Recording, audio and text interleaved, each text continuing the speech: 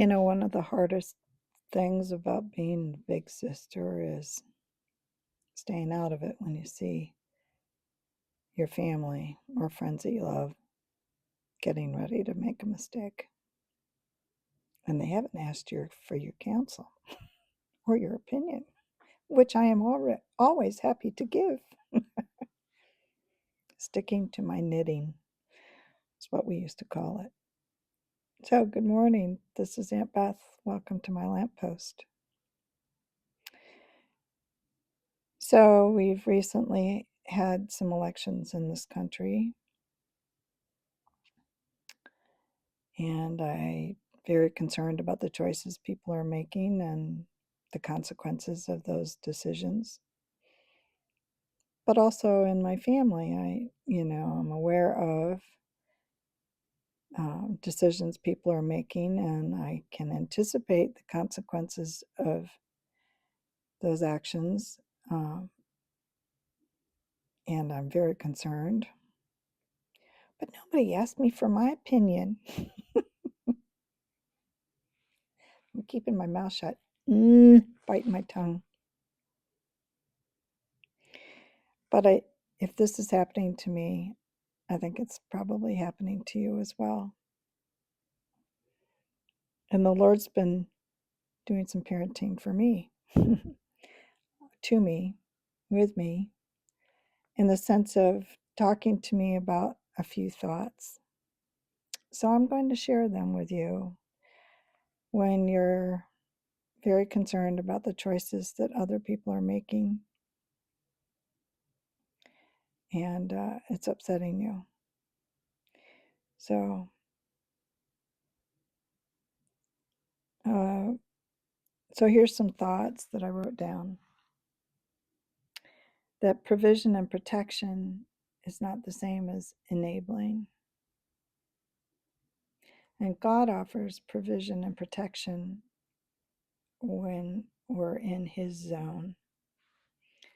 But He doesn't enable us, and we shouldn't be enabling other people.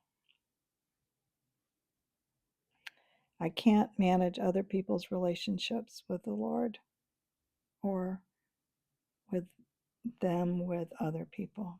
I have a hard enough time managing my own, but I want to. So it really hurts to see them fail. Sometimes ignorance is bliss. But I do emotional or financial bandwidth to be God to them. And that's really what it's about in the sense of control. I want to direct traffic in their lives. But they have to learn for themselves. But one of the thoughts that came to my mind, I believe from the Lord, is that the prodigal son would not have come home unless he hit rock bottom. And that's the bottom line. For your estranged children, for my estranged children, that you hurt for them, you desperately would like them to come home. It's not happening. They have to live their own lives. And I started to wonder, gee, would the prodigal son have come home at all if they'd had Zoom or FaceTime and their parents could sell them money? Probably not. But that's the bottom line. We want our family home. Home not necessarily with us, but home with the Father God. So they have to hit rock bottom, as painful as it is to watch. Oh my gosh. So I have to turn that into emotional energy and impetus to pray for them and realize that God sees, God cares, and He probably hurt just as much when He was watching us. We all want to soften the crash. I guess it's, do you rip the band-aid off fast or slow? I don't know. I do know to get tangled up with that situation is exhausting. I have that t-shirt. Yeah, don't go there. Anyway, some thoughts on this cold November day. I hope this encourages you.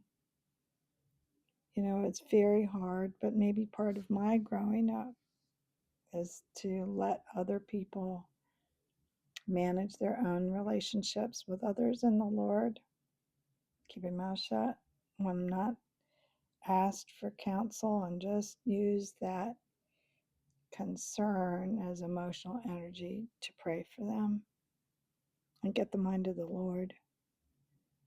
Because what's the real bottom line? We want our family home. God's a family man, He wants us home. So, I hope this encourages you. Have a fabulous day. All God's best.